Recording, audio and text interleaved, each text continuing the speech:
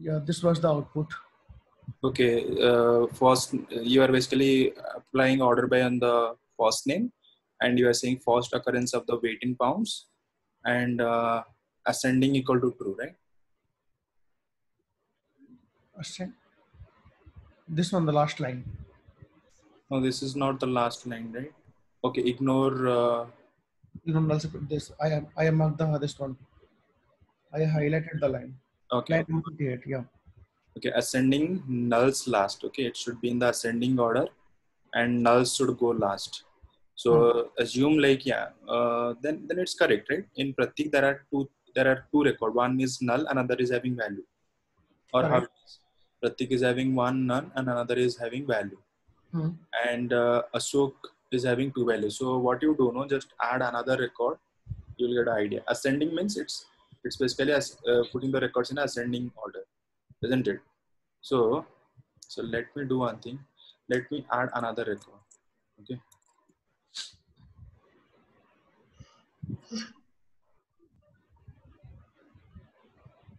What is happening here?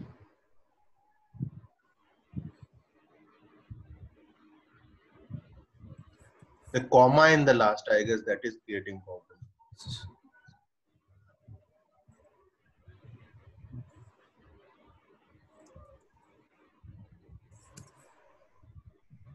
Yeah. Okay, so suppose here I'm putting the value say 126. Okay.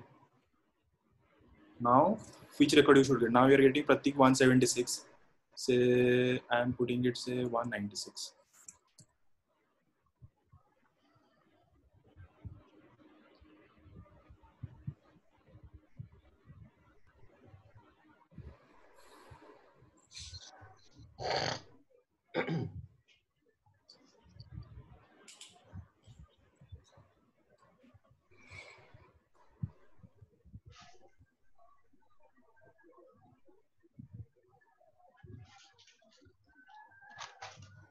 So basically, this should group by according to the first name and should get the first weight in the LBS according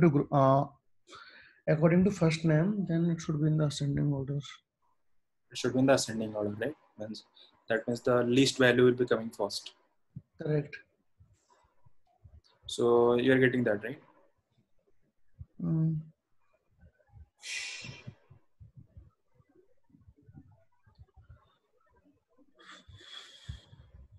Pratik 176, 125. Okay, so for only for the null record, it will be in the last, correct? No, Right. sorry, in the first. No, come again. The record which have only the one value, that is null, those record will come in the first. Correct? No. Why you are comparing group by group? It should be inside a group comparison. Whenever you are applying group by, you are calculating max mean. So you should consider the same label. Suppose customer ID C1, it is having multiple values, then consider that. Why are you comparing customer 1 with customer 2? That's not the right comparison, right? Doesn't matter this Siddharth null is coming first or last. This sequence doesn't matter. For each record, you just see the value.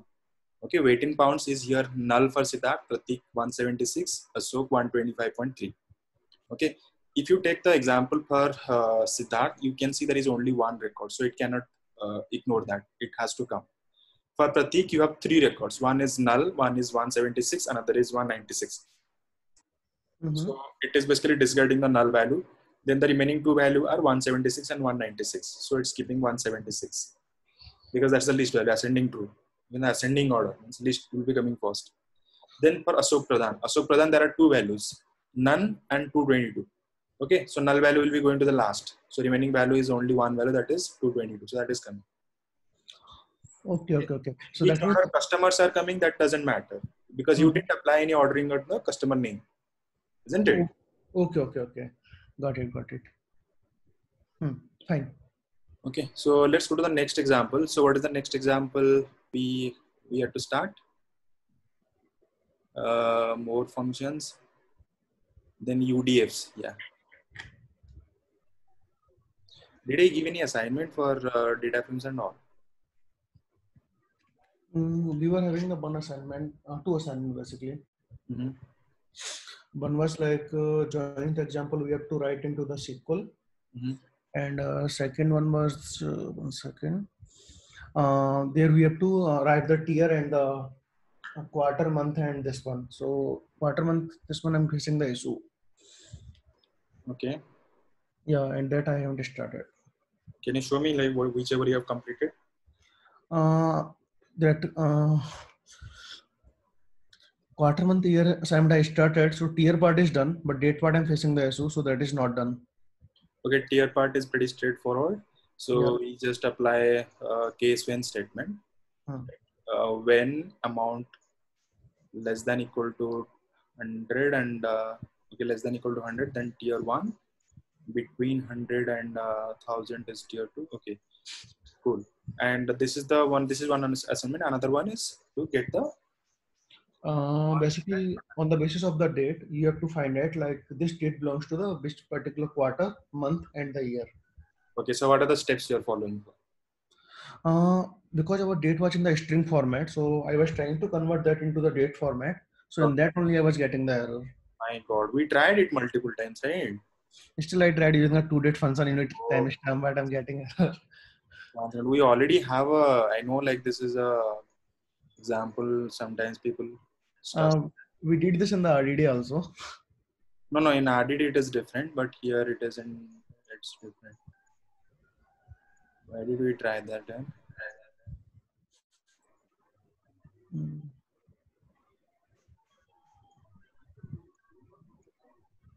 Yeah, I think here we tried.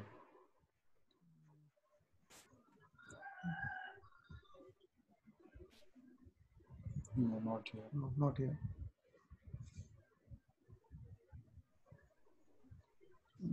This is we already checked. JSON one need to check.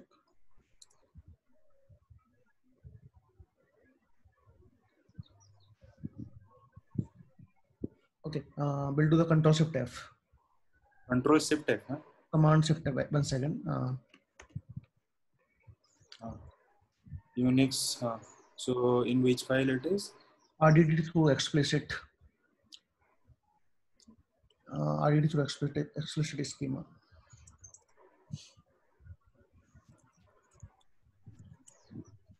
What you typed? Control Shift F or Command Shift F? It was Command Shift F.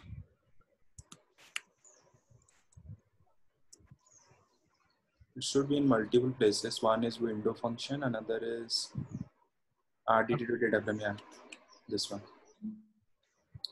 So what we did, take this part and Data from assignment 1. data frame assignment. Yeah, this is the file. Yeah.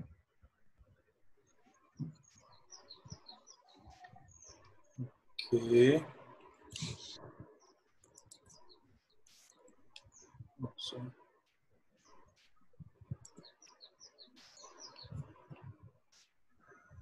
what did I copy here? Okay. Something wrong got copied.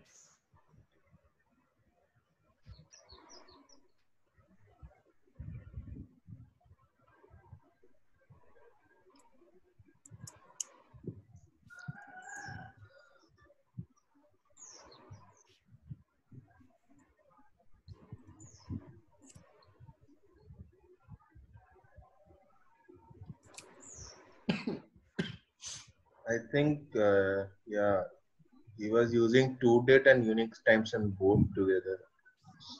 Now both has to be used actually.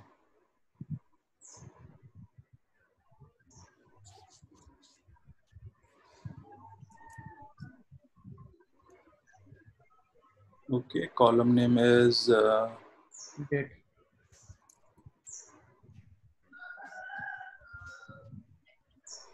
okay. You were using select function, right?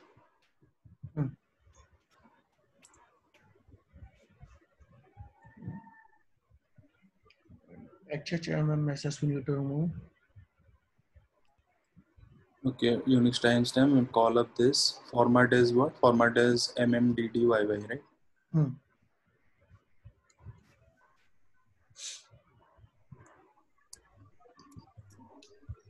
and then you are saying cast. Okay, this is where my column is ending. Unix timestamp dot cast. Timestamp or date type? Date type, should date type, correct. D capital, I think, right? Yeah.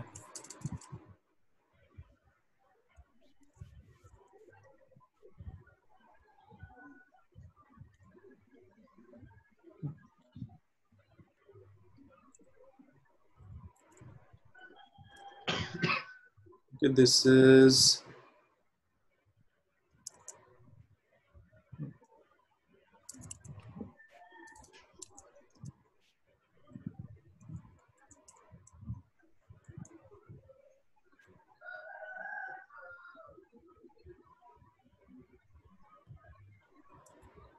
So Shraddha, basically this convert into the default format, right?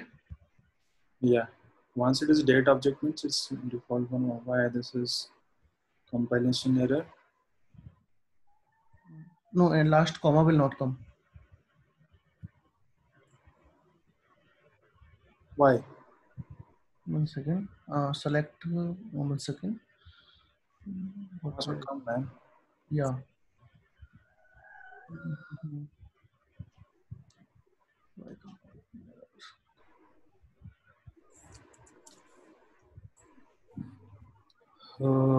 Let me just clean it up. This dot select. Sorry, this dot select. Then you are using this timestamp column. Then you are using when condition to come up with this value, tier value, right? And what else? Yeah, it should be correct. I'm not sure why it's coming. Expected some. What is missing? That's curly braces is missing. Okay. I think we have a problem here missing somewhere.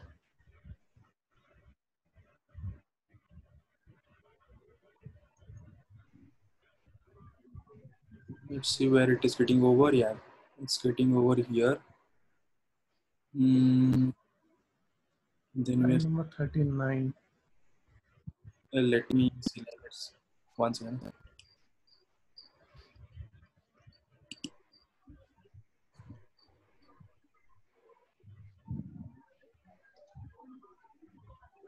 Okay.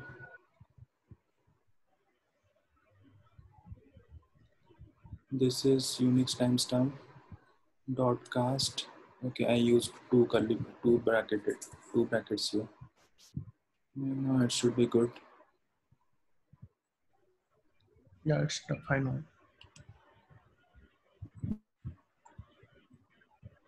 Anybody else tried these assignments?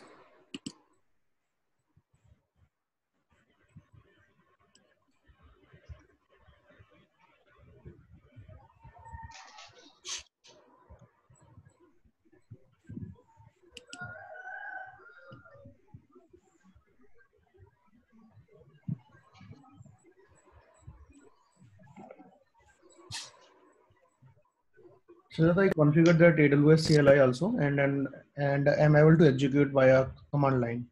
Okay, cool. We'll see that now.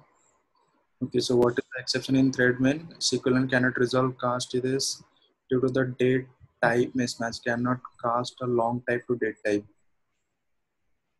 Okay, that means we have to use timestamp, is it?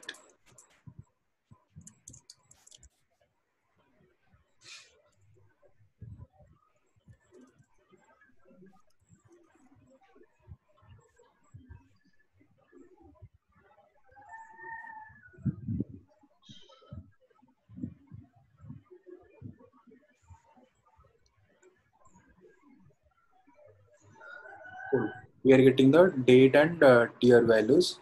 Then I just need to get the date, month, year and quarter, right? So what I'll be doing, say I'm just giving it a new name, say date derived.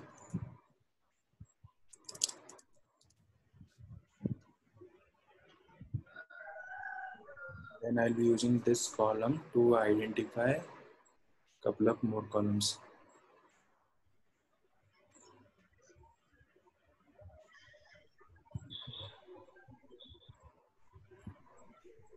Okay, so date value is retained. Now I got the derived date. Let's validate quickly. Seems like it is incorrect, right?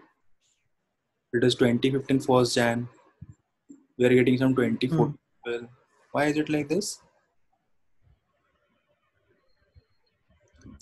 YYYY.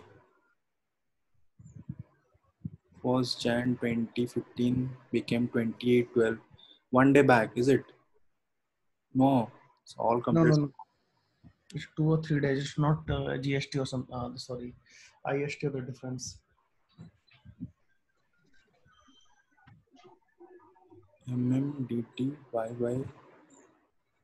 YY. Okay, but it's not picking up, right?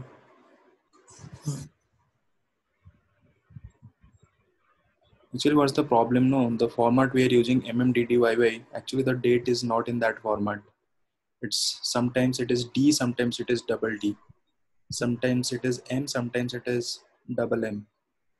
So this is basically coming under the data cleansing issue. So what you have to do, you have to first you have to write a regex to first fill it up. This one should be replaced with 01. This one should be replaced with 01. Okay, all single digit numbers first it has to be fixed. Then only it will work. You're getting my point, no? Yeah. If you have any data which is already cleaned, then I can quickly do it. I will quickly try this. I will do it. So then not a problem. So even if we are getting this date values, not sure like how it is bringing. So we can just quickly give it a try how to get the year and quarter value. But again, I have to Google search it. So I think there are the few direct functions are there. You can directly use that to get the quarter and the month and all those things.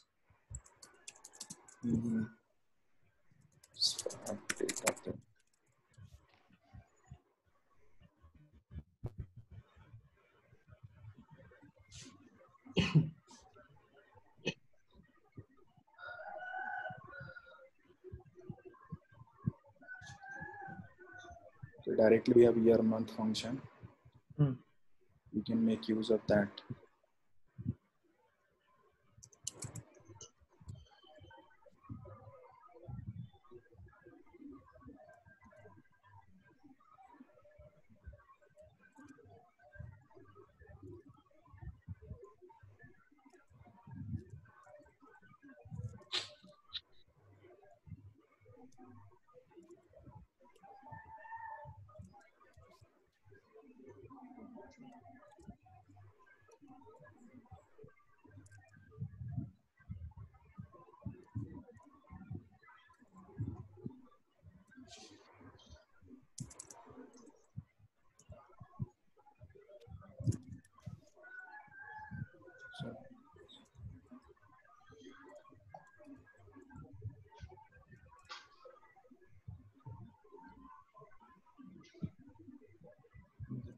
Quarter, is there any function for quarter?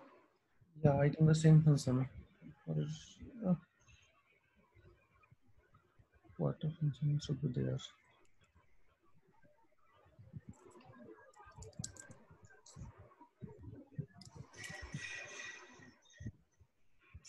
Yeah, it's there. Sorry, quarter is there? Yep. Okay.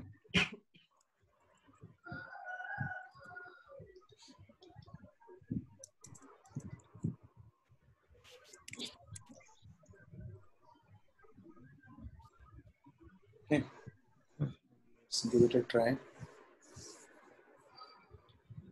Only confusion is it directly picking up this date? If it is not picking up, then outside the select function, you have to try that.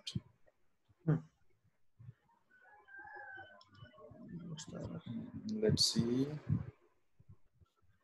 Derived date is not. So, okay, that means in the same expression, it is not picking up these values. That's fine.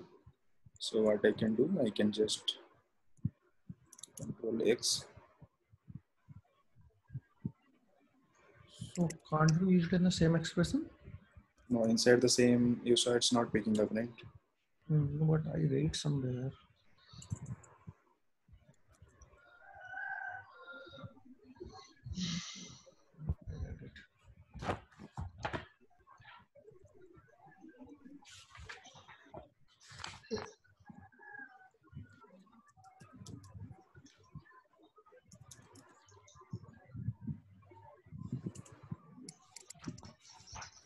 That's fine, right?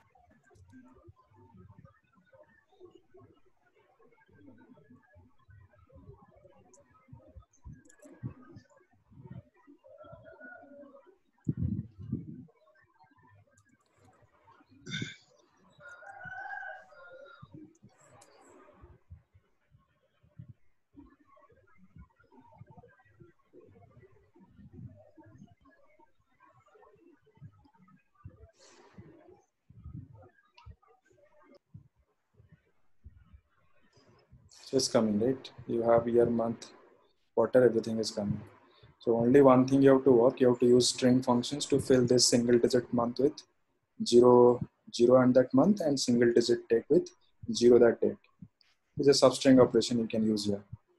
Yep. Just like you're using, similarly, you can use substring functions to get rid of that. Okay, so any other assignment which you have started so that I can quickly finish it? I don't want to start from scratch. No, I have to start. So which one, which assignments are pending? Only one is pending from my end. Join thing in the SQL. Okay, that join to SQL, and that's pretty straightforward. And other thing is basically that JSON example. Actually, I was just trying to validate it. Anybody give it a try? Give it a try. I think anybody has that JSON tree which I have just posted last to last session, I guess. I'm not sure whose screen I was using. Nirat or anybody else? Or Jatin?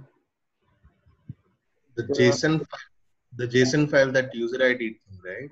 Yeah, some example was there. Yeah, user ID, correct. User ID and email ID, password and all. Sorry, email ID and mobile numbers. That JSON. You have that? Yeah, I think I posted in the group also. Let me quickly check it.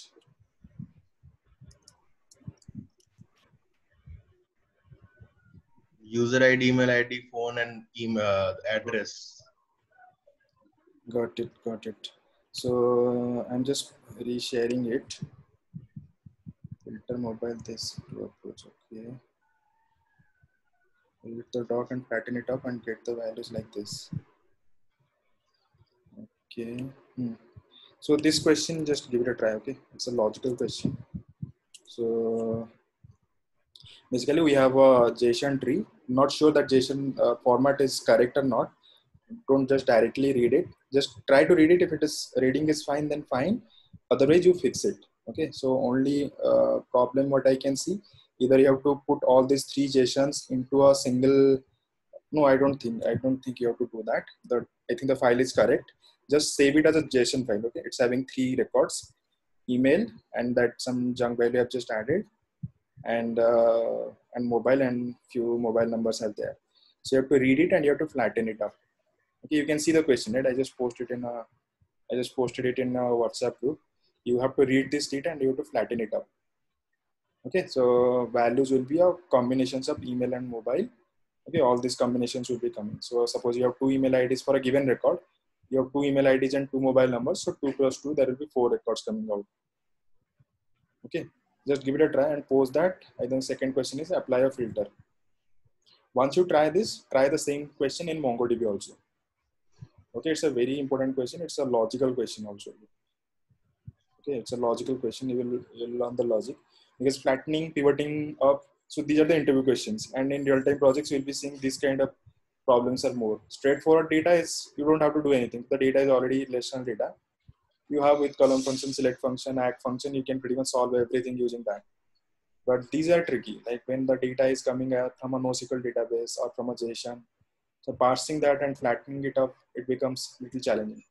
So why to wait for the interviews? Let's try these examples upfront. Okay, so that you already have some example in your mind, so you can quickly solve it there. Okay, so with that, let's start today's part. I think today we have to start with the UDF part, user defined function. Though we saw in functions package, ORG Apache Spark SQL functions package, there are roughly 500 functions are there. But still sometimes those functions are also insufficient. Like we may require some custom function which is not available there. So we have to come up with our own function. Okay, we have to come up with our own function. And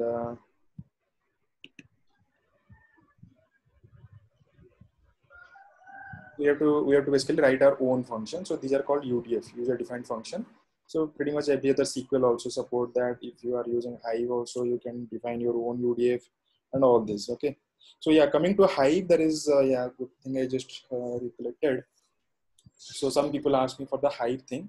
So you know, like Hive's query and Spark SQL query, these are exactly one and same only. Okay. So if you have a Hive table and you have certain thing you have already written in Spark SQL, the same query will run as it is on that. Okay, so you don't have to learn a separate SQL altogether. Just like Redshift and all, it is a little bit different than the normal Oracle queries or SQL queries. But here, Spark SQL and Hive SQL are like 95% similar. Okay, 95 to 100% similar. So you can use the same queries as it is. Only there are two things you have to try. That is creating tables. Okay, creating tables is only different. Otherwise, queries are same. You don't have to spend again another few hours to learn the queries. These are one and same only. So there are two types of tables there in Hive. Okay, so that is so these common questions comes in interviews, like what are the type of table? That is our entry level questions to Hive. So there are two types of table: managed table and external table. Okay, so and managed table are basically the data and the schema are tightly coupled. Okay, every truncate operation or delete operation will permanently delete the data from the table. And whereas in the external table, your data is sitting in one location, maybe HDFS or S3, and your schema is sitting there in Hive's metastore. Okay, so means your data and your schema, they are disparate. They are part of different two systems.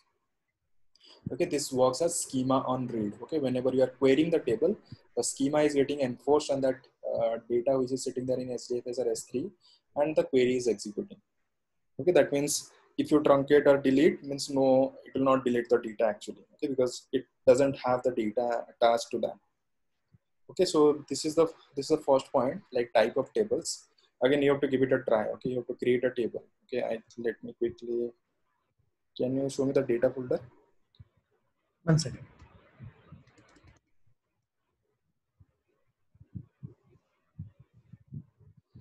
So there are two places you can create Hive table. Either you have to create a EMR cluster, and while creating the cluster, you have to add Hive and Hadoop everything, and you can create it, which will be a little costlier for you.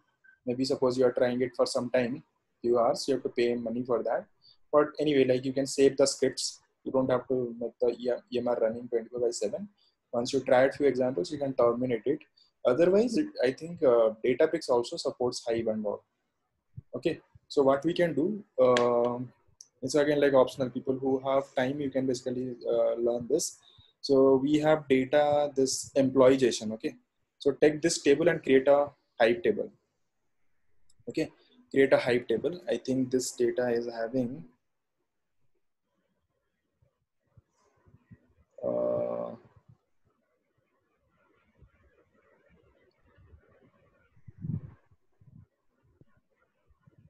what do I need to? Okay, oh, sorry, it's imported. It's opened. Okay. No, this is not the data. Okay. Can you open that file here? Okay, it's coming. Oh, no, I just opened the same one. So the data was KC extract file. I'm just referring. Okay, in this data, what you can see, so create a managed table on this, okay, in Hive. So just explore Databricks. I would prefer not to go with EMR. It will be a costlier affair. So let's try to make use of Database. Again, I didn't try that, but I saw there is a Hive metastore. That means it should support Hive. So people who are interested, you can just give it a try. Create a Hive table there, okay. Create a Hive table, namesake SC extract, and write the data inside that. Okay, so once you try this, then the second thing what you can try is basically mm, you just create a partition table. Okay, so just explore like what is partition and bucketing there in Hive. So how to basically here in Spark, you know like every time you read the data in the memory, you can partition the data as per your business logic. You want to apply some aggregations or joins, so basis that you're applying the partitioning. So here it's all in memory. In fact, we also seen like how when you are writing the data frame dot write dot partition by, you are specifying a column. So inside that given directory, it's creating subdirectories, and each subdirectory is nothing but one partition. That thing also you have tried. So if you take the second example, so on top of data frame writer, when you are calling partition by, it's writing the data as different part files or different sub buckets or subfolders. Each subfolder represents one partition. Similarly, Hive also supports that partitioning. Okay, so here we don't have, here we have date value, I think, but all are same date or what? 2016, 5/16. This is which date? I think registration date. You have to do little hard work. So you have to create another version of the same data. Okay, just convert this timestamp to date. You can pretty much see like the data is all are like timestamps are 0 only. So simply we just need to truncate this.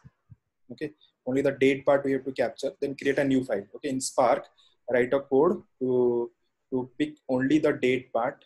Okay, just to replace this registration date from timestamp to date. Okay, you can see the date is coming in the entire string, hour, minute, second, millisecond, everything is showing. So just truncate this part, only keep the date part. Okay, now you have this data, customer registration data available with you, which is having the registration date.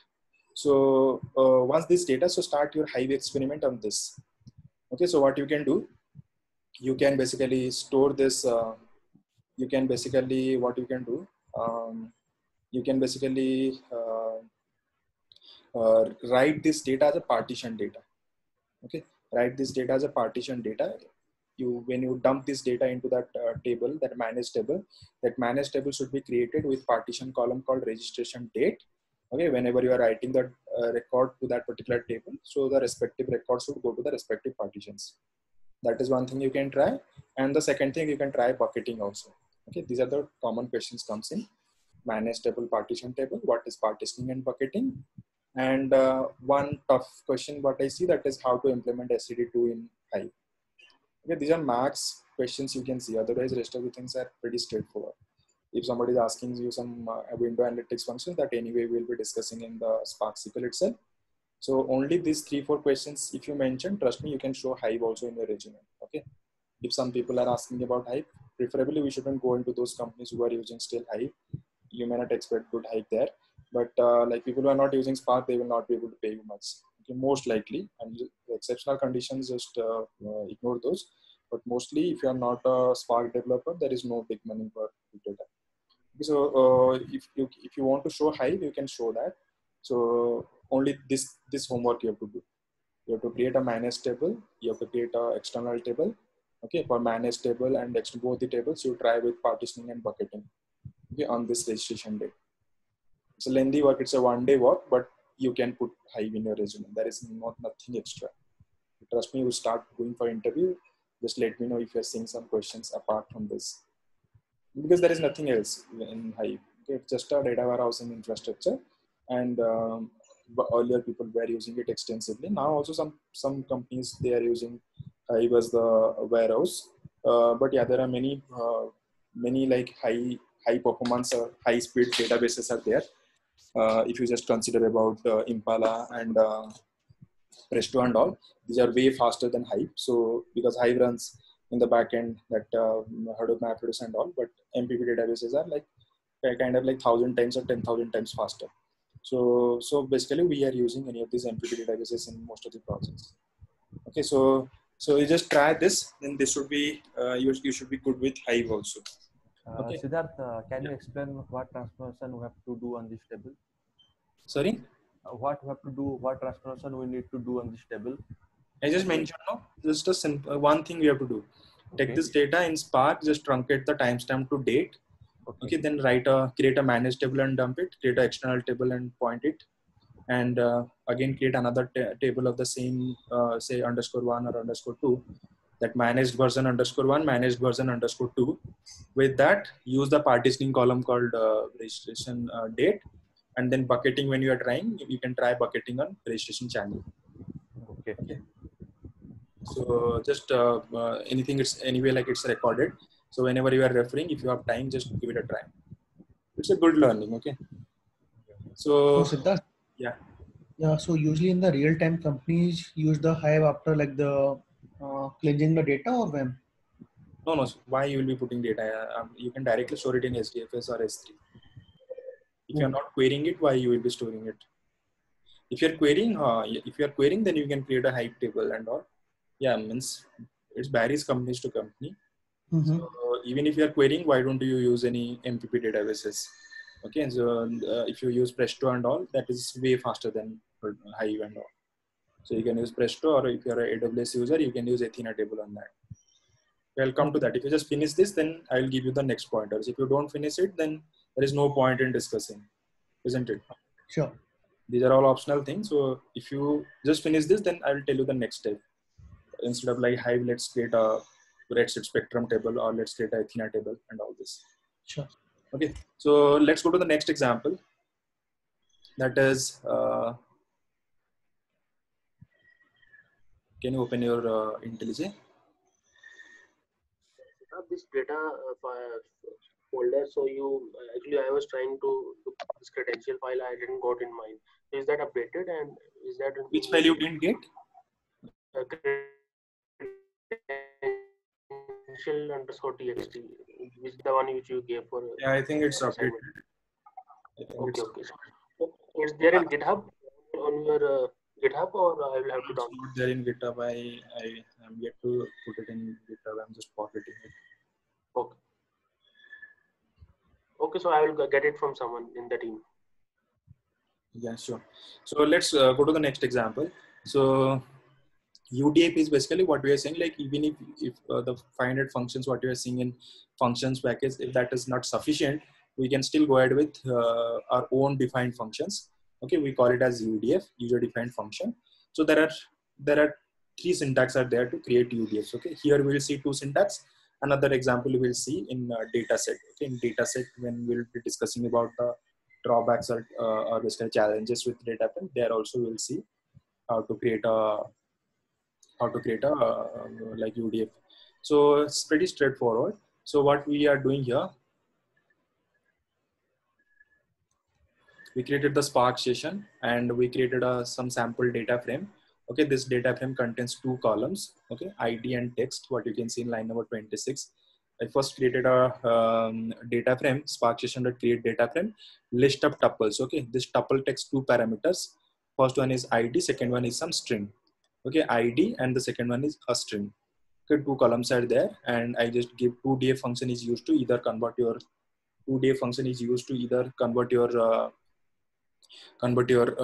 RDD to data frame, or to assign names or override the names of the columns of a given data frame. So you just create a sample DF is a data frame, and then line number 22 is capitalize UDF. Okay, so we are creating a UDF, Spark session.udf.register, and you give a name, say capitalize first using space. Then this is a function, so one-liner function I'm just using here. So this functions take one string. Okay, this is completely my own function. Okay, as per my business logic, I'm writing it. So my function's objective is to take the string. Okay, so you're seeing the string values. Okay, and capitalize the first character. Okay, just like T is now appearing as capital letter. Similarly, T, I, S, S, D all should be capital. Okay, rest of the letters will be small. It's just init cap function I'm just trying to implement. Okay, so I just passed a string and it also returns a string, right? So what it did, it just took that string, split it through space. Now you got an array of strings. Okay, array of strings, array.map function we are calling, and you are saying _.capitalize. Okay, so means each string in that particular array will be called with capitalize function, and it will just capitalize the first character. Okay, string class is having a function called capitalize.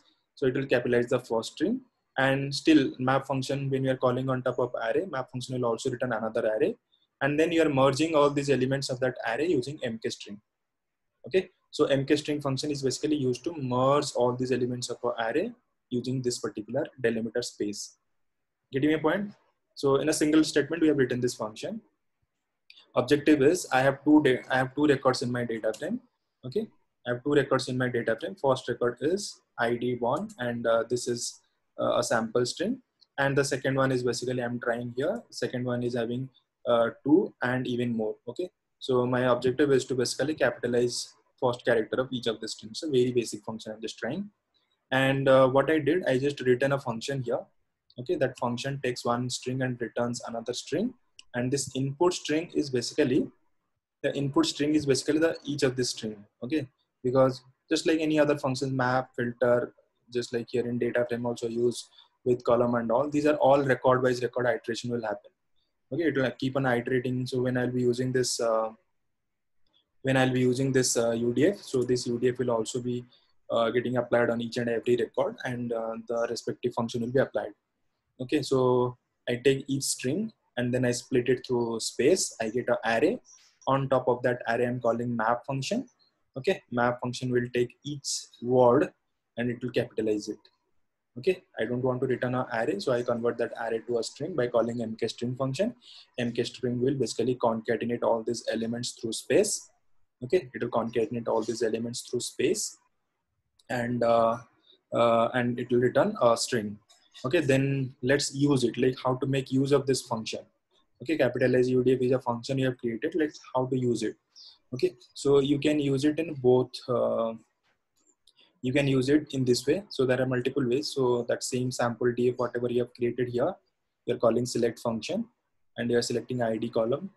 You don't have anything to apply on ID. Then on the second column, that is the string. On top of that, you are calling this. You're calling call UDF. Call UDF is also available inside the same functions package. Okay, you call UDF and you pass the UDF name. You have given the UDF name here. Spark session.udf.register. You have given this name. So you're using this name, and it's having one input parameter, right? So you have to pass that input parameter. So see, call UDF function takes two parameters. First parameter is the column name, and the second parameter is the number of parameters what you're passing. This is a normal function. Okay, it takes a string, but you have to pass, when you are using it as a UDF, you can't pass a string, you have to pass a column. Making sense, right? So when you are using any function, say you use to lowercase to uppercase first function, whenever you use this, you pass a column, right? Exactly same thing. Even though you created a Scala function, and this Scala function has been registered as a UDF, so that means it should be getting applied with a column, isn't it? So you're saying sample df.select, you're calling the ID column, call UDF, inside call UDF, you're passing this function name and the input parameter. Say you are writing a function that takes multiple parameters, you have to keep on applying the mentioning the column names here. Okay, it's not necessary that UDF will always take a single column and return a single value. It can take multiple parameters also. Okay, and you have to pass them all one by one, comma separated. Okay, and then you are giving it a new name. You are giving alias name. Otherwise, the column name will become call UDF and this expression. So you rename it to again same text. Okay, then you are calling show function. Okay, this is how you are applying UDF. And the second syntax, what we can see, same function we tried here. Okay, so you call UDF function. Again, it's available inside your functions package UDF, and inside that you pass this function. Okay, inside that you pass this function. So full string colon string comma splitter you are passing. So unlike the other example, you are only passing the string. You don't pass the delimiter. Here I'm writing again another function that takes two parameters. Okay, the string as well as the delimiter. Okay, delimiter or splitter. Then full string dot split, and you pass the splitter dot map capitalize, then mkstring splitter. Okay, so this is also here you are using you are assuming like your data what you are sending is it's a space delimited, so you are doing it, but here you are making more configurable. you are writing a function that is taking the string as well as the delimiter and capitalizing it and returning it. So what you did here, here you passed this capitalize UDF, then you pass the column name text. Okay, so so there you saw you given a string name. Okay, you are using string name. So how to call this function? You are using call UDF function and passing the string name of the UDF. Here it is little different. Here you are using, because here the syntax is also different. Here you are using spark session.udf.register. Here you are directly using UDF function. Okay, so what you are saying, sample df.select ID, then capitalize UDF, and you are passing only columns. Okay, it takes 2 columns, text comma space. You can't just pass normal space as it is because it's a UDF. It should take columns. So you call literal of space. Then you are calling dot as. You are giving alias name text and you are calling show. Okay, both are giving the same output. So same thing has been implemented in 2 ways. Okay, there is again another way. So you can take it as an assignment. Okay, that thing. Okay, let me see if I remember. So capitalize UDF2 is equal to I think UDF. Then you have to specify the input parameter. What is the input parameter here is string comma string, and you have to pass the function. Okay, suppose I took this function away.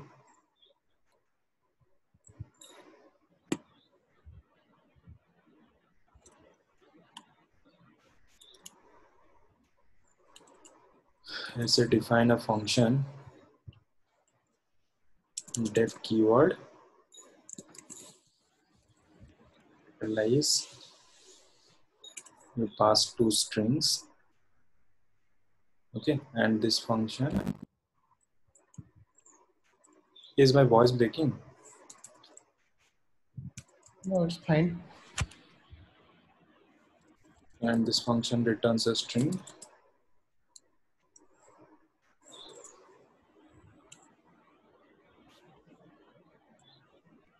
Okay, I have written this function capitalize that takes 2 string and return 1 string, and for string dot split split capitalize. That's a single one-liner function. So I have to pass this function name here.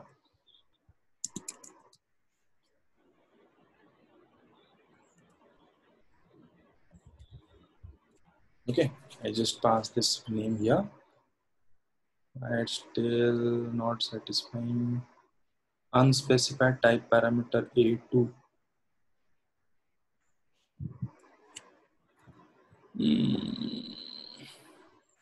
Oh, sorry. It takes 2 parameter and return string, right? So these functions take all these things. Okay. It takes the list of parameters first and then return type, or the other way around.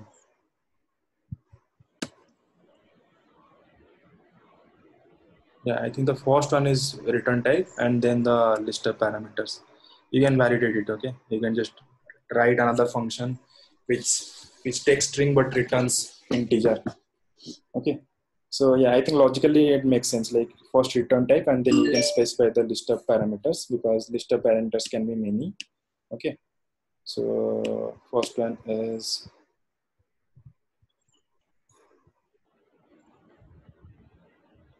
so you just use that, and then what you can do, then same sample df. Okay, it's not necessary you have to always use select function. You can use with column function also.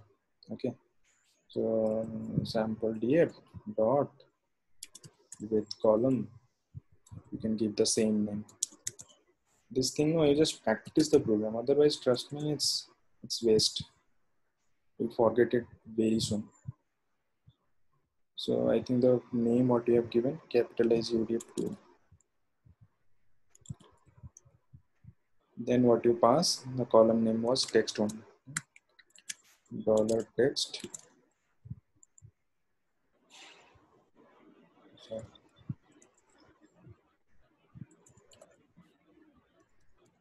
Then lit space.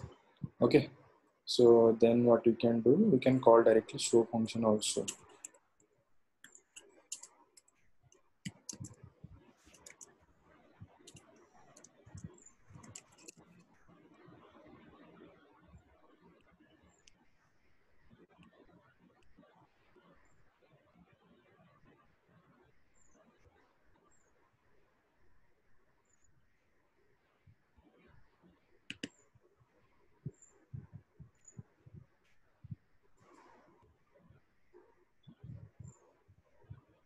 Yeah, so the next assignment, what you can do now, you can try a aggregate function.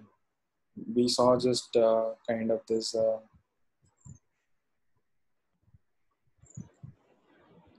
I didn't pass, so that's why it's just truncating. But if I just mention false, truncate false, then it should show me all. So what you can do, you can try a aggregate function. Okay, create a data frame having say 2 columns, customer ID and transaction amount. Okay, so take couple of records, customer ID 1, 3 records, customer ID 2, again 2 to 3 records. Okay, these are all transaction amounts. Find out the basically maximum transaction amount using your own UDF. Okay, not like the existing UDF function in functions package. Rather, what you can do, you can define your own max function, max UDF, and use that to calculate the maximum value. Okay, just take this as an assignment. Okay, it will be a good learning for you. Just give it a try. Okay, so we are done with the UDF part.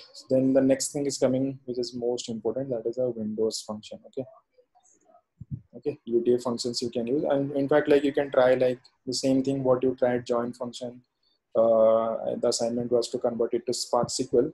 You can try rest of the 3 files into Spark SQL. Okay, more functions and UDF also you can try it with your Spark SQL approach. Okay, that is pretty straightforward. Okay, just give it a try. The next example is Windows Analytics functions.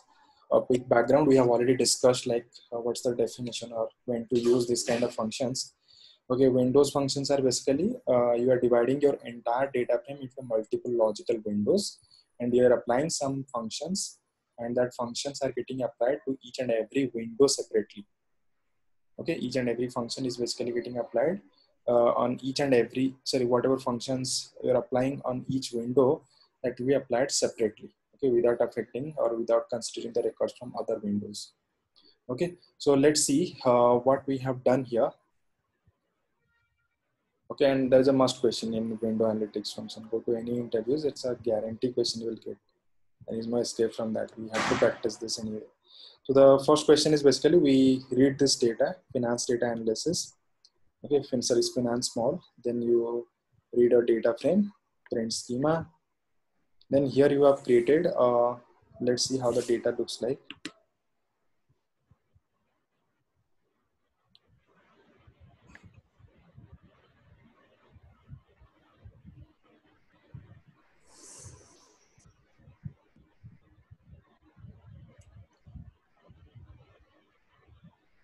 Okay, this data is having 4 columns. It's the same like amount, account number, like that. Okay, account number, amount, date, and description. Okay, these are a couple of fields are there. So what we have done after reading this data, we are creating a window specification. Okay, just consider or you can compare it with your group by clause. On a data frame, we are calling group by and we are specifying one or multiple columns. Right? Department ID and say department, sub-department ID. Like that, you are giving 2 columns as group by. Possibility you can use 1 or more columns as group by columns. Similarly, here you are creating that window. Okay, how you are partitioning your data, that window you can compare it with your group by clause.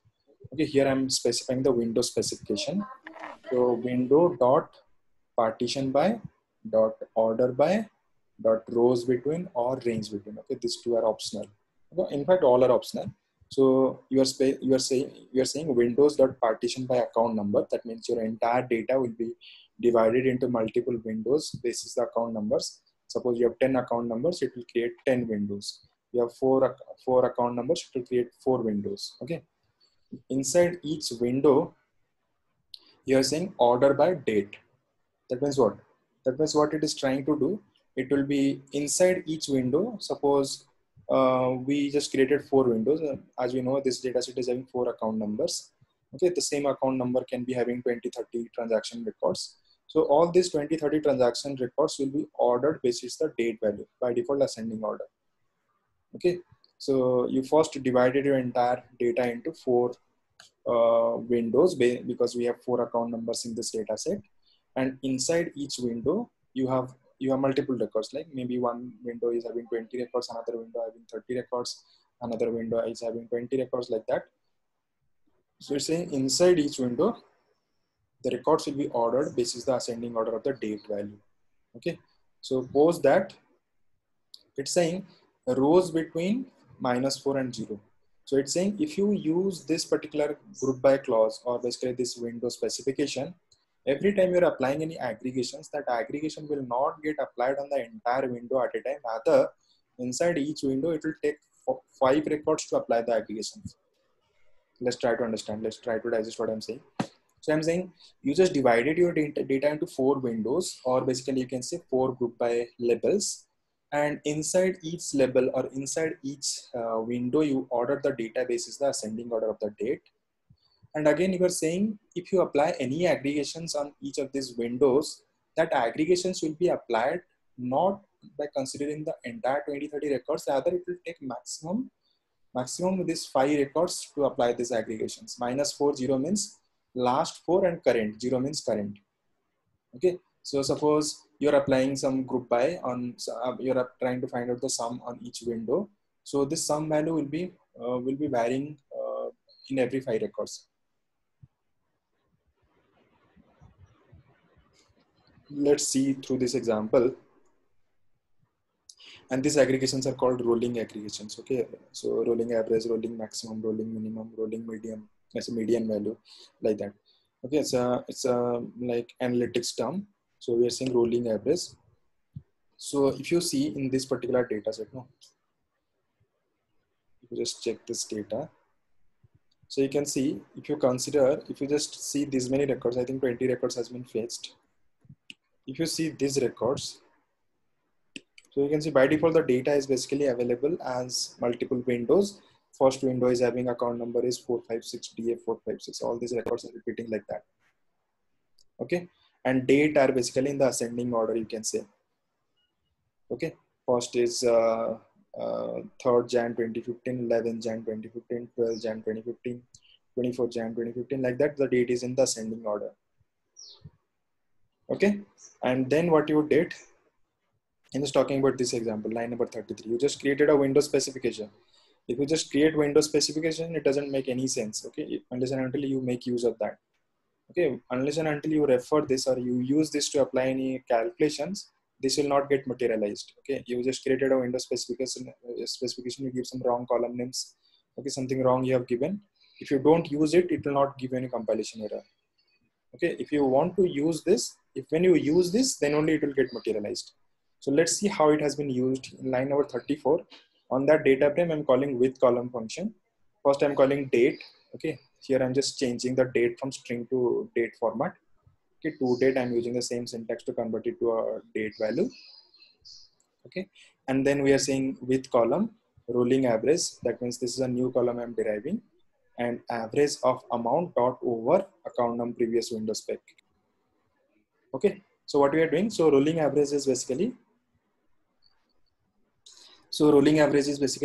we are calculating average. We are basically calling average function on amount. Okay, that means you are trying to calculate the average amount over this window specification.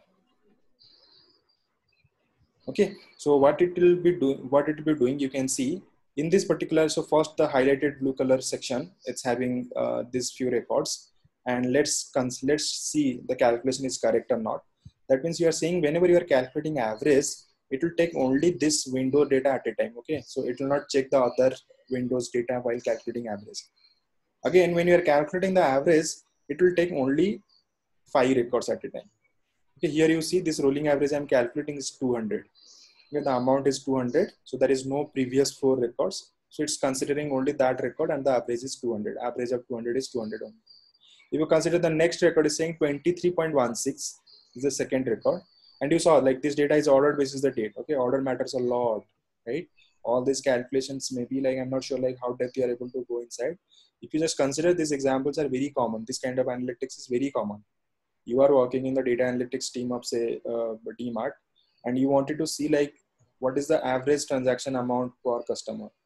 Okay, so if you directly take everybody's total transaction amount in calculate the average, that's not the right average. Okay, average calculation wise it is correct, but business wise it will not make much sense. Why I will say, okay, why I'm saying like this actual averages may not be the right average, or average means what, like just forget about the mathematical formula. So you are a business person. What do you mean by average? Average means suppose you are providing some service or you have some product, you are selling it, and you wanted to calculate the potentiality of each customer. Okay, you are the owner of DMart or so mega or more Megamart. So you wanted to understand the potentiality of each customer. So why you want to know the potentiality of each customer? So that you can use this information for right marketing or right promotions, right? So that means the average what you are calculating, it has a lot of implications. You want to take some business decisions. You are spending a lot of money on campaigning.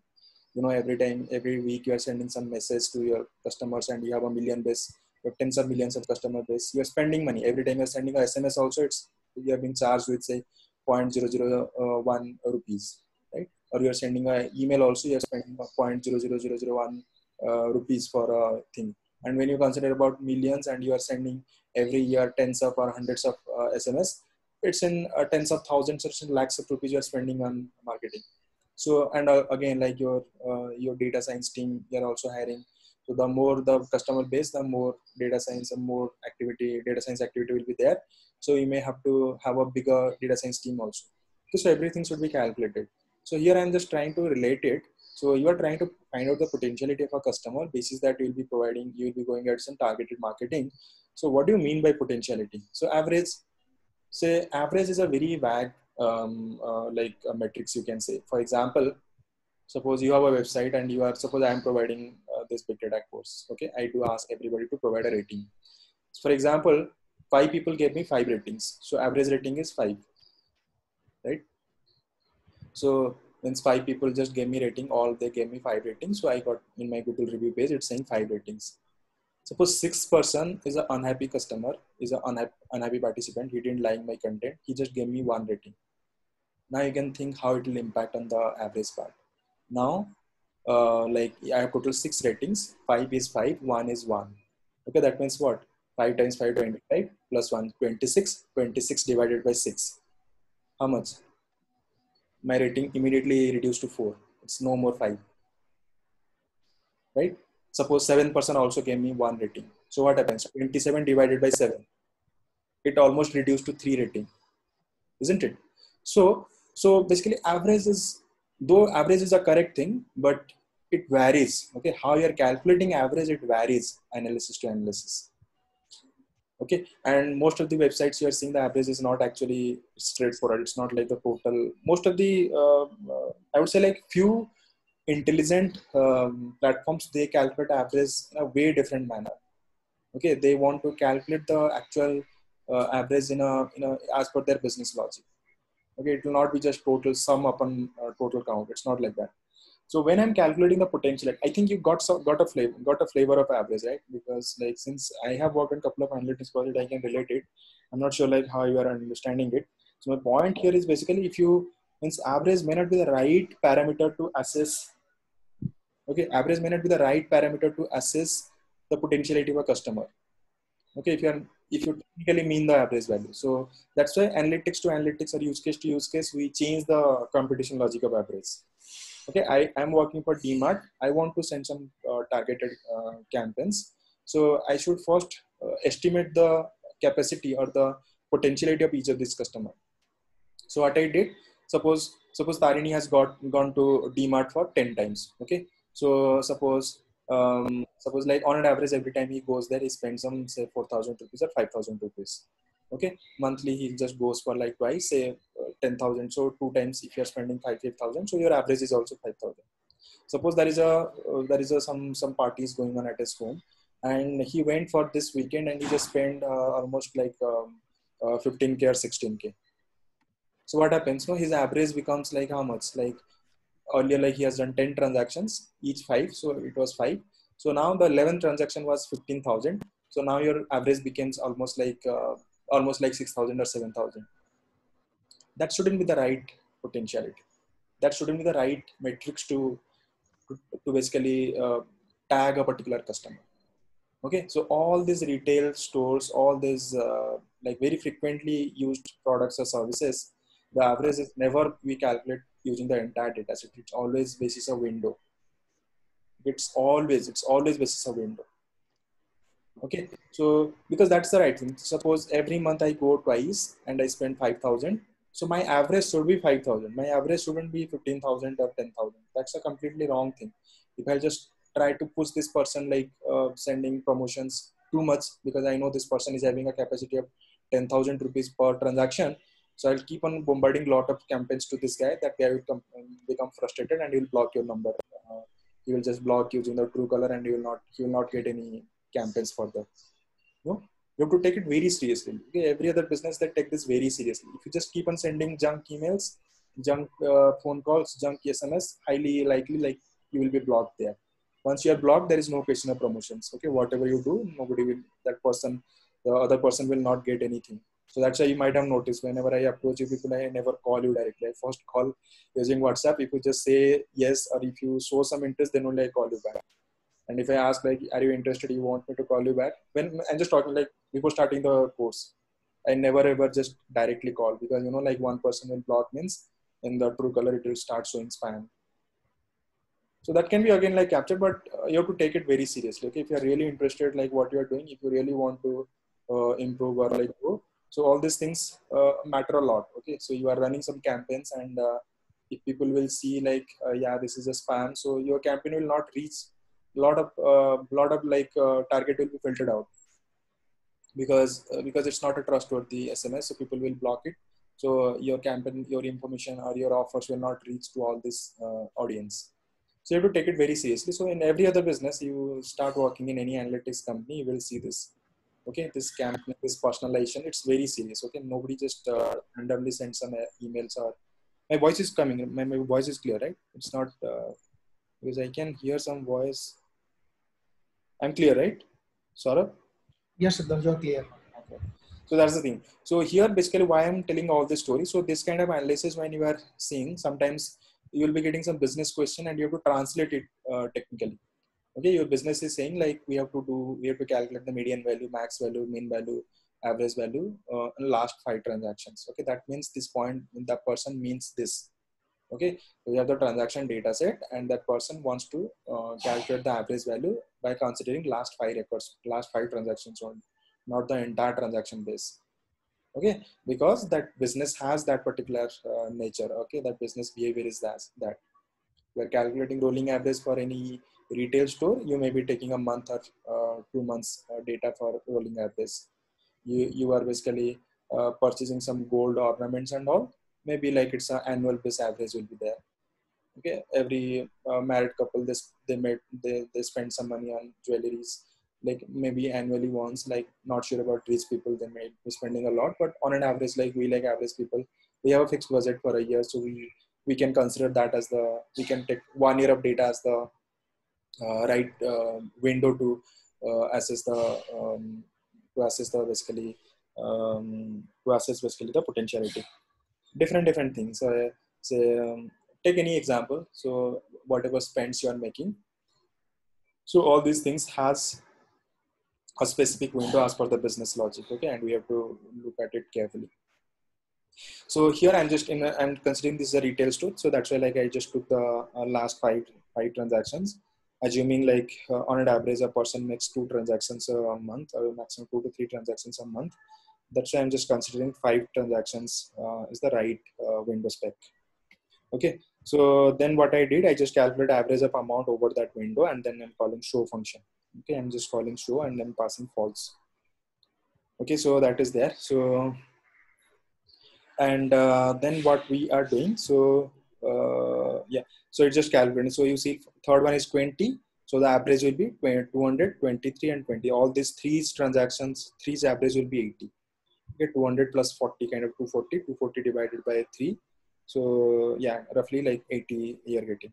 Similarly 93, so 93, 78, all these things are considered. Then 108, 93, 78, all these 5 records will be taken. Means current record and last 4 records. Okay, when you are considering about 42 and last 4 record, 281, 189, 671.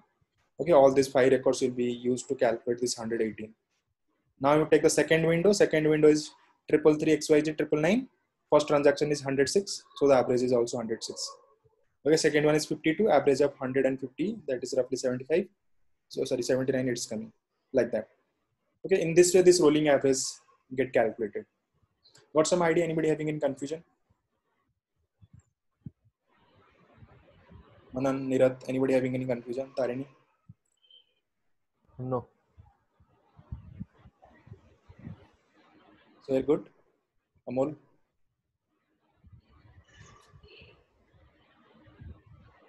Okay, so let's go to the next. Formula will be vary like every place setup point is needed, right? Yeah, it use case to use case vary, but you'll be getting the clear definition from the business itself. Okay, because we are not the analytics person, we are basically the data engineers. So we will be asked the right thing to calculate. Okay, that's not a problem. But we should understand like what they are saying. At least we should be able to understand. If somebody is saying this, so you need to try to like make use of window analytics function as much as possible. Okay, just many complex queries if you try with normal group by and all, it will take a lot of time. Just this thing can also be done using normal group by, but you have to write 2 subqueries, you have to join them, and a lot of things you have to do. I think this cannot be done using. I think yeah, and it can be done, but here you saw it's a one-liner query. But if you follow the group by that route, it may become like 5-10 lines of queries. Okay, so we should always think in this direction because these window analytics functions are very fast in comparison to normal SQL queries. So if possible, we should use this always. Okay, in fact, in most of the interviews, you will see they intentionally ask the questions which are examples of window analytics function. They will give you some problem and you start using the group by and all, they will intentionally just tweak the program. They will ask more complex thing. Okay, and you're stuck there. So the idea is basically they are trying to understand like how complex queries you can write. Okay, that's there. So the next example is what you can see is we created another data set called product list. It's a list of product thing, product category, subcategory, and the amount. Okay, so say cell phone type, then device type, then it's a cell phone or tablet, and the number of SKUs sold. Okay, number of SKUs sold or the total revenue, total revenue made.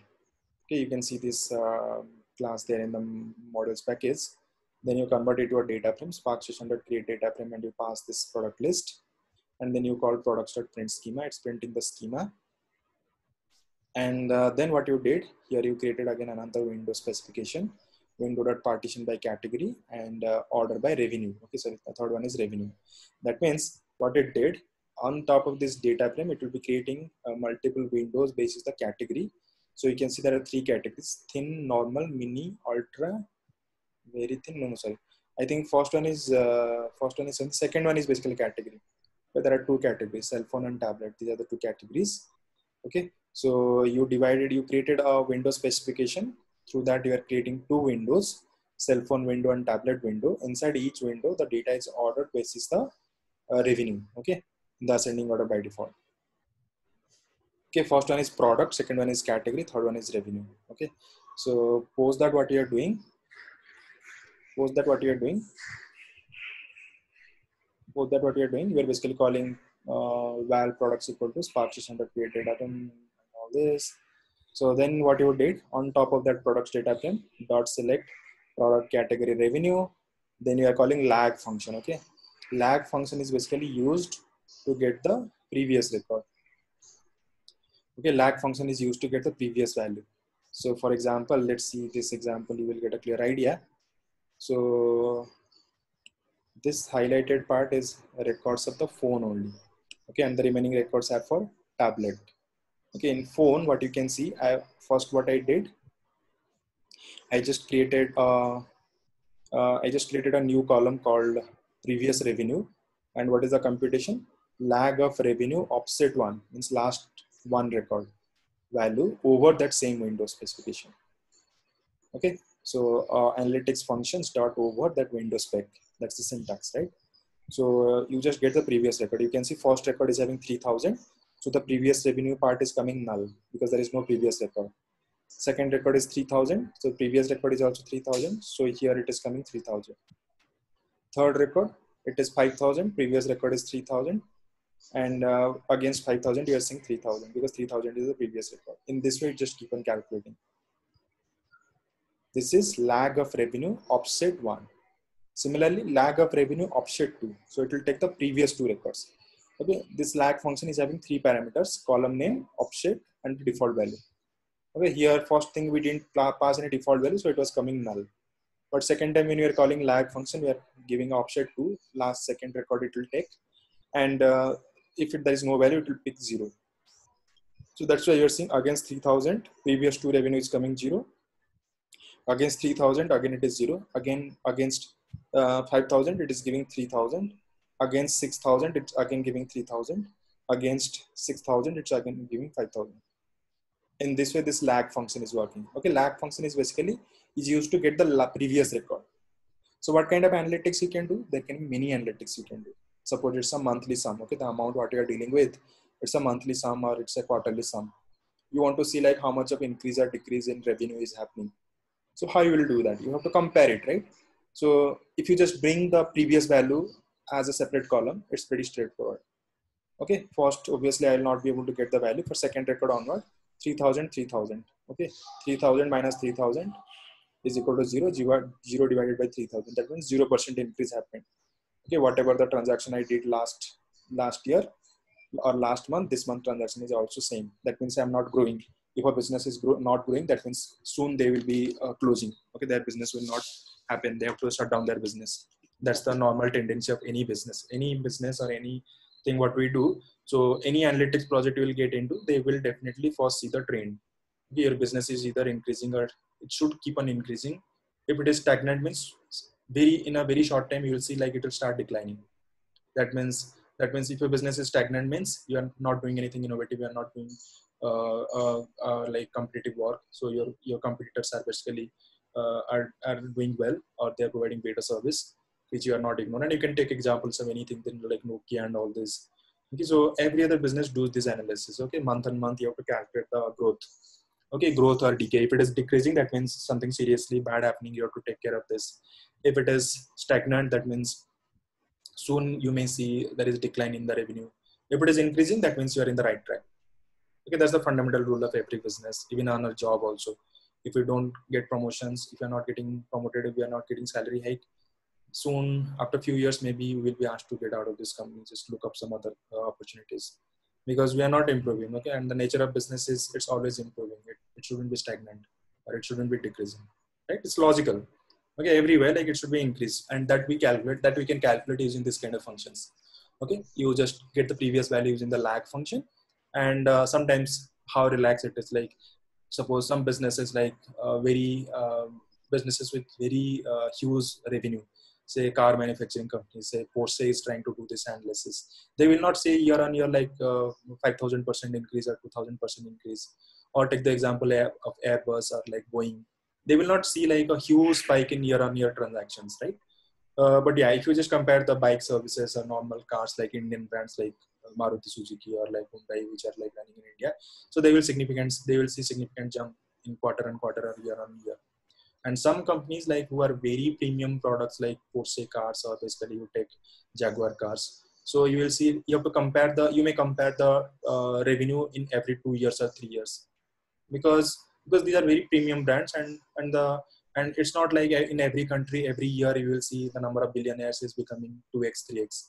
It's practically impossible. If it is happening, then it's a very shining country, you can say. But it doesn't happen. Like as per economy, you may not see this trend. Okay, so you may not see like number of billionaires in India it's becoming 2-fold, 3-fold every year, or basically like that kind of thing. So when you are comparing these kind of products or services, it has to be done in 2 or 3 lakhs. Okay, so that's why like this option, like you can make use of this function. Okay, whenever you are comparing record on record, or basically current record with previous record, you can make use of this offset to take the last record or last to last record. With those kind of analysis, then yes, just like lag function, similarly you have another function called lead function also. Okay, lead function is basically the next value. Lag is basically the previous value. So against 3000 you are getting null. If you call lead function, you will get 3000 because the next record is 3000. For the second record, you will get the lead value is 5000. Okay, lead lag, these are complementary. Okay, these are opposite, like previous and the next. Similarly, you have another function called row number. It will tag a number to each of this record. For this cell phone, I have seen 4 record. So 1, 2, 3, 4. Row number will be giving 1, 2, 3, 4. Row number over the same window spec, I give a number called row number. Okay, 1, 2, 3, 4. Okay, this number you are getting. Similarly, rank is little different. Rank, it will take the value seriously. Like you can say 3000, 3000, 5000, 6000, 6000. So you're getting values as 1, 1, 3, 4, 4. That means 3000 and 3000, these are all coming under rank 1. 5000 is the rank 2. 6000, 6000, rank 3. Sorry, rank 4. So let's first discuss about the dense rank, then rank function will be clearer. So in dense rank function, what you can see, first two are basically 3000, 3000, that's why it's 1. 5000 rank 2. 6000 is, there are two 6000, so rank dense rank is 3, 3. And rank is a mix of both. Okay, mix of row number as well as dense rank. Okay, so rank is a combination of both row number and dense rank, what we can see. So it's capturing the position as well as the rank. Row number giving you the position, dense rank is giving you the actual rank. So rank is the combination of both. Okay, most of the time if a person is asking me like, can you tell me like who are the bottom 10 revenue generating products? Okay, mine is a supermarket and I have all these categories. I wanted to find out like in every category, which are the bottom 3 performing products. What's the objective behind this analysis? That means I'm spending a lot of money keeping those products in my store. I'm paying rent of this real estate. I'm just paying electricity bill. My people are basically maintaining it. You have to clean the surface of these products because it will accumulate dust. So all these things I'm spending a lot of money, but this is a very slow moving product. Okay, if I keep 100 SKUs in my shelf, it's taking almost 2 weeks to sell or 1 month to sell. That means I should think of some alternative. Okay, if people are not interested, why to waste my money for that? Okay, I'll be only making money when I sell this. Okay, when I sell this, I'll get some margin. If I don't sell, I'll not get any margin. So I have to remove those products. Because all these stores, you have Metro, DMart, they took it very serious. They take it very seriously. If they in fact see like weekly basis. In a week like the volume is low, then just discard those. Okay, you will never see those kind of products in future. Okay, so that kind of analysis. Okay, these are a couple of examples on window analytics functions. Okay, you can use any example. Okay, for example, I'm giving, can you tell me like top 10 salary employees? Okay, give me the list of top 10 employees whose salary are the top 10 salaries. So how will be solving it? Anybody? How this is taking the revenue as the key in the rank and dense rank? No, it's not taking the revenue as the key. No, revenue key is the same window. Okay, revenue is the same. Yeah. So the rank, so the window what you have created, the window is basically basis the partition column. Okay, partition column is the category, order by revenue. So basis the revenues order, it is creating the dense rank. Okay, so rank, column name, and all these things. Sorry, column name has nothing to do with the order. Rank and dense rank, see the ordering column. Okay, if you have applied ordering on the particular column, that ranking will be happening on that. Okay, the value of the order by column. Okay, so if we want to order by on different column, then we can pass that key in that rank inside that, right? Like in lag, we can pass the other column. No, rank function, this doesn't take any parameter. Okay, whatever window spec you have created, here the window spec is create windows basis the category, order the records in a given category basis the revenue. So when you are applying rank and dense rank, it will pick only the order by column for ranking. If you want to change the ranking basis some other value, you can create a separate window. Okay, maybe like you can you have another say product count. Okay, how many products you have sold. So maybe you can use that. You can create a separate on a given data frame. Just like here you saw, you are calling lag function on top of this window spec. Okay, maybe you can call. 1 second. The voice is breaking. Voice is breaking, Siddharth. Okay, okay. Voice is breaking.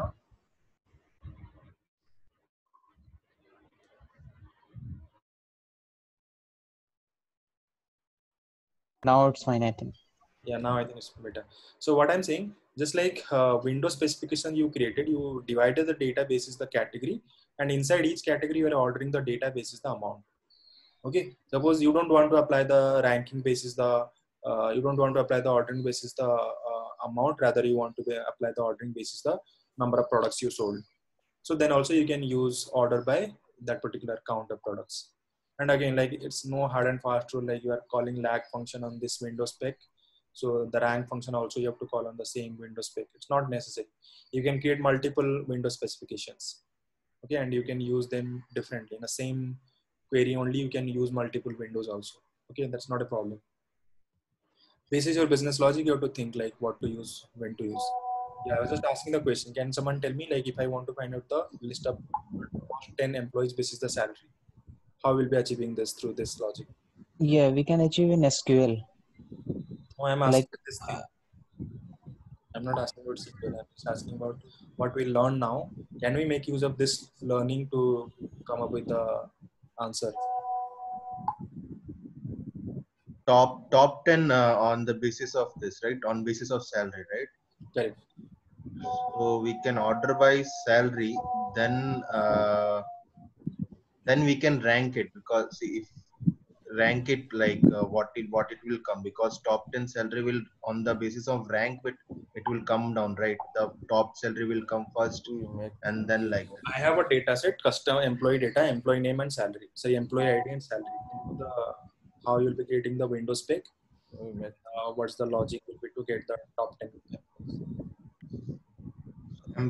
Based on that, okay, or we can partition, like window partition we can do on the name of employees, then on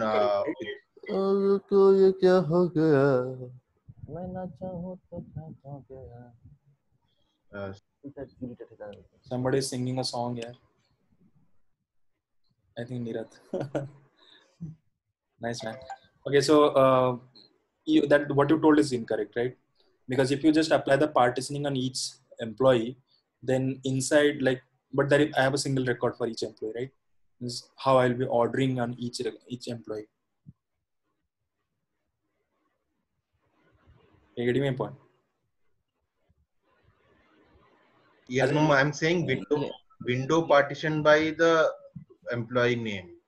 No, that's incorrect. We want Siddharth, you are already using order by. Just we need to add descent, right?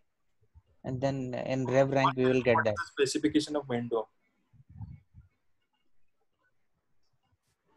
And people are not following along here. Like mentioned, no, means partition by, order by. All these three are optional. You can use anything. You can use all, or you can use a single thing also. So in this case, I don't have to use partition by. Simply window dot order by salary. Then I will be creating a dense rank. Say data frame dot with column. Say employee order, comma, and I'll be writing the expression. Say I'll be applying the expression. Say what? Simply I'll mention the column name. No. I'll be creating a window specification where only the order by clause will be there. And what? Then we can use the dense rank function, right? No, I can simply create a dense rank function is also not required. I think if my data is already ordered, I can simply add a row number there, right? Yeah, we can do that. Yeah. I can apply a simply row number.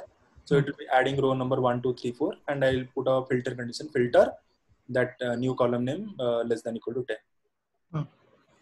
Right. Similarly, partition by is not required then. Partition by is not required. Similarly, I have a transaction or a sales data. Okay, product ID is there, product count is there, sales amount is there. I will be getting the top or basically top 10 performing products. I will be doing that. Can you repeat it again? I have the sales data, product ID, total sale count, and amount is there.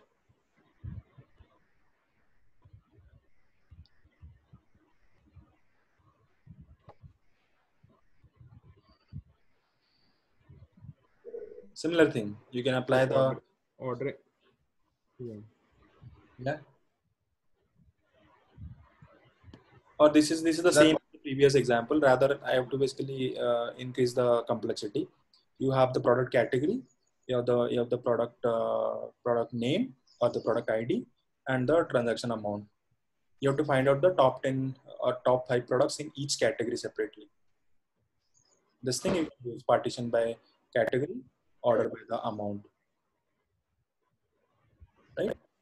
In that way, you can just calculate, you can apply a dense rank and you can give a filter condition where dense rank is less than equal to 5. Okay, and order by you have to use carefully. If you by default use order by, it's ascending. So you have to order by descending. Okay, inside order by whatever the column you're passing, no? So revenue dot DSC. Okay, by default it is revenue ascending. If you use revenue dot DSC, so it is in the descending order. Okay, all these things. Okay, you know, like if you have ever tried for normal engineering related roles also, if you have specified SQL and all, you get this kind of questions very frequent. And Siddharth, in this example, if category is there, then we need to do that partition by category, right?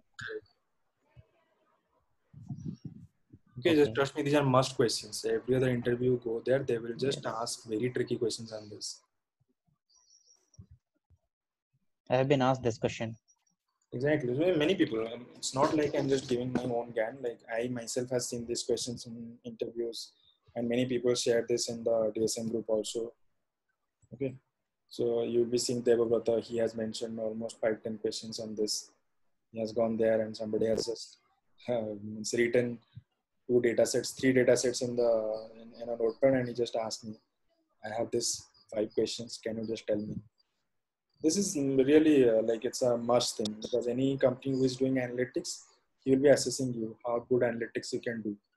Okay, if somebody is giving you the problem statement or requirements, you should be able to translate it to technical terms. Okay, in that case, it becomes very important. Okay, so that is. I have just one question, Siddharth. In this data shuffling does not.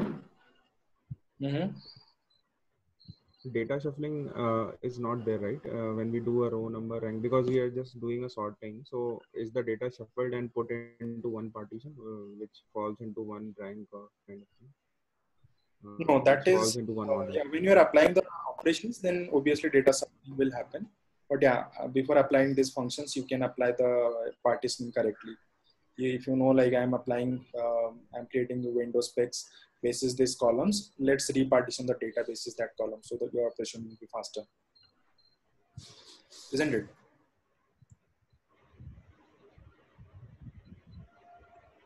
Same logic holds true for normal applications. Okay, so if you are doing an order by, say a revenue, then you repartition the data based on revenue, and then do this function. Exactly, the partition by column what you are using, that column you can use in the repartition function. Okay, that is there. So let's see the same example using SQL also. I have written the exact same example in SQL. So let me quickly walk you through. So what we have done here, same thing. First I created a temporary view raw finance, and then I converted the date to timestamp. Then I created a new table, new temp view called finances. And on that finances, I just called average of amount over. Here, see that I'm not creating any window specification just like the DSL approach what I follow. Okay, there I create a window specification. Here it's like plain SQL. I called average of amount over within parenthesis partition by account number, order by date, rows between. There you have mentioned -40, right? -4 means 4 preceding and 0 following. Okay, so just observe it carefully. So here you have mentioned,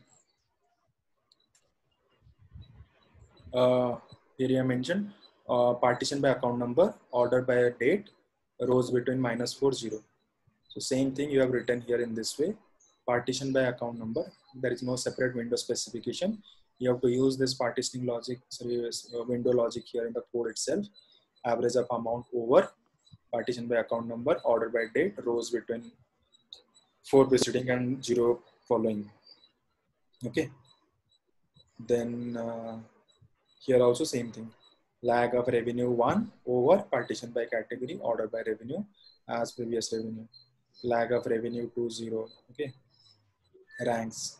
Okay, exact same thing, but syntax is little different. Got it? Both are one and same one. Okay, so that's all for today. Any other queries?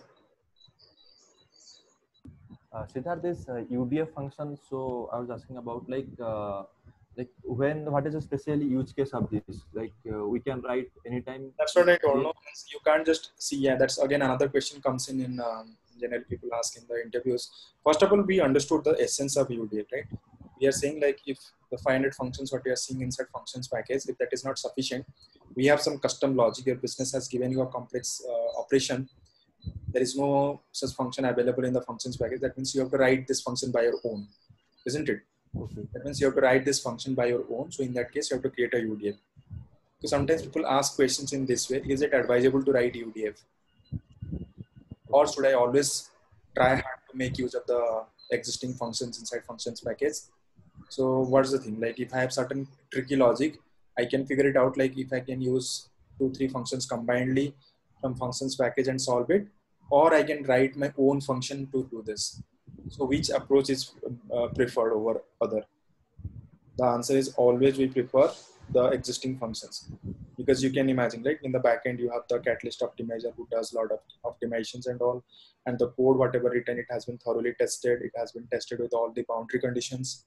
All this testings has done properly. Okay, we may miss few when we are writing our own function. We may miss few boundary conditions, few test cases. Okay, that's why we always try to avoid optimization is the priority. We always avoid our own UDF. We always try to make use of the existing functions inside functions package. Okay, that question also sometimes comes. Any other queries?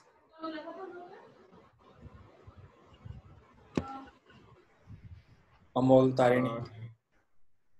Yeah. So, like you explained it earlier. We do import Spark session.implicit. Mm-hmm. So I just wanted to understand why we are doing that. You have explained it earlier. I just wanted to. Yeah, the same story. Like there are many couple of examples. We saw RTD.2DF. 2DF function obviously is not available in RTD because data frame come much after RTD. RTD came in the year of 2011 and it came into 2013. So that means like RTD class shouldn't be having 2DF function, because if a person is using a library like Spark 1.2 or 1.3, he may not get this 2DF function. It will be means that data frame may not be available in that package. So Right. here. So that means like 2DF function, there is no way you should keep it inside your RTD class. That means again like the same funda, like in the implicit thing we discussed, like how to enhance the feature of a particular class without changing the source code. Answer is add implicit class for that. Right? We saw that string class. We added a function to capitalize the first character using a implicit string class, which has a constructor that takes a string as a parameter. Similarly, in the data frame, when came in the like 1.6 onwards, when data frame came in, so they created a whole bunch of additional implicit classes to improve the functionality of RTDs. Right? So for that, so those packages are available inside Spark session.implicit package. That's why we are importing them. Okay. So if you ask me like what is the exact class name, may not be, I will not be able to tell. I have to Google search it. But all these functions, implicit features which has been added on top of RTDs and all, these are all available inside this implicit package. Okay, that's why you're importing that in our code. Got it? Yeah. Okay. Thanks. Any other queries, Amol, Manan, Nirat? I have one that's different. Like I was trying to read a data from S3 in the RDD. I'll try once more. If I again fail, means I'll ping you in separately. Okay. I was trying to read a JSON file from S3 bucket in my RDD, but it was giving me some kind of error. Might be due to that some access key or not access key, some more I need to add. So I'll check one more, then I'll ping you in the evening. Okay, sure. Okay, then we'll again connect on Thursday. I'll just take 1 minute, Siddharth. Yes, please. Can you write the same thing to a Parquet file? I mean, I was just trying to see any examples are there to. Yeah, means there is no difference, right? End of the day, it's a data frame. Doesn't matter whichever the source. Here, just I hard coded and create a data frame. Maybe you are reading a CSV file. Maybe you are reading a Parquet file. Once you create a data frame, there is no difference. Is there any difference? In fact, you can give it a try. You can take this assignment. Don't read it using this. Just source in my next level. Sorry, I think my voice was breaking. Yeah, so you are saying like if you are trying with Parquet and all, so what's the problem? It's not happening, is it? Yeah, it is not happening when I'm trying to write to the same to a Parquet file. So can you share your screen? Let's quickly see. It's practically not possible because end of the day it's a data frame, right? On top of data frame, we are calling these functions. So if you have the data in a correct format, then this similar analysis can be done. Okay, there is no difference. If you can show your screen, I can just quickly help. I have logged in through a different machine now, so that probably I'll just take your 5-10 minutes in the. Yeah. I mean, when you I'll be available I mean, at after 12 o'clock. or evening, yeah. I'll be available at 12 o'clock. You can ping me. I can see that. Sure. Okay. Cool then. Yeah. Bye bye. Yeah. Thanks, Adar. Thanks everyone.